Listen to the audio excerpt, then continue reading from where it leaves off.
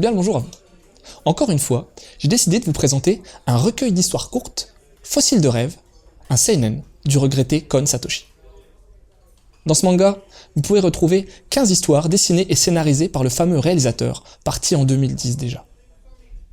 Il n'y a pas réellement de fil conducteur à ces histoires qui parlent de science-fiction, de vie quotidienne, de sport, de l'histoire du Japon. De plus, la taille des récits varie fortement. Bref, il y en aura pour tous les goûts. Notons tout de même une petite particularité pour l'une d'entre elles. Entièrement en couleur, le récit Picnic est initialement sorti en 1988 dans l'ouvrage Akira World, édité au moment du film Akira d'Otomo Katsuhiro.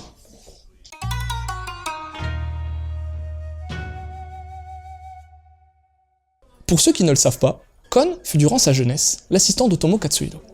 Et le moins qu'on puisse dire, c'est que ça se sent à des kilomètres à la ronde. Le trait ressemble à s'y méprendre à celui du génial créateur d'Akira, à ceci près que je le trouve moins abouti. Se voulant réaliste, les dessins ont du caractère, surtout les personnages. Les décors, quant à eux, sont fournis mais restent assez quelconques. La mise en case est relativement classique, avec de la variété en fonction des thèmes abordés dans les récits. Les compositions, sans révolutionner le genre, demeurent maîtrisées et montrent que Kon avait déjà des intentions cinématographiques poussées à l'époque de ses histoires, de 1984 à 1989. Fossiles de rêve est édité chez Pika dans la collection Pika Graphique, spécialisée dans l'édition de mangas au code proche des romans graphiques. La couverture de ce gros pavé grand format est magnifique. À la fin, ce recueil nous offre une interview d'Hirasawa, le compositeur attitré des animés de Kon, qui nous permet d'en savoir plus sur ce grand créateur narratif. On notera une impression peu réussie de certaines histoires, mais ceci est dû à une perte des planches originales. Bonne idée tout de même d'avoir pu récupérer les copies venant des magazines de prépublication.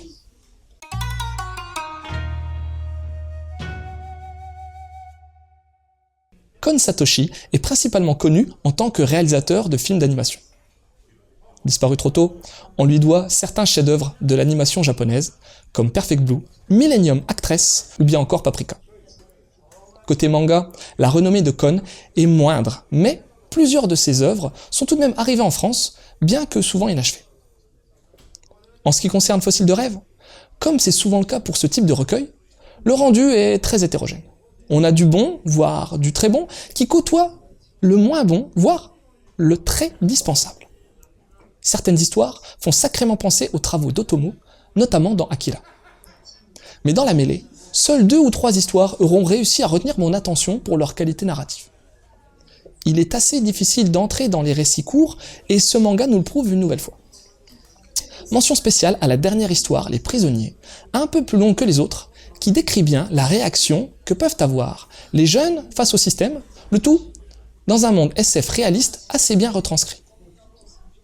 Mais mon histoire préférée reste sans conteste Au-delà du soleil, récit jubilatoire où une grand-mère en fin de vie va vivre le périple de sa vie, pour le moins mouvementé. Action et humour garantis. En titre pouvant se rapprocher de ce manga, il y a bien entendu Akira, dont j'ai déjà parlé. On retrouve non seulement le même genre de dessin, mais également la même ambiance, voire le même univers dans certaines histoires. Ensuite, Histoire courte de Naoki Urasawa est également un recueil de jeunesse qui est similaire à Fossiles de rêve de par l'hétérogénéité des récits. Enfin, j'ai vu un lien assez prononcé entre l'histoire Au-delà du soleil et Rojinzetto, un OVA de 80 minutes sur lequel Kon a bossé et qui va nous raconter la folle aventure d'un vieux papy hospitalisé.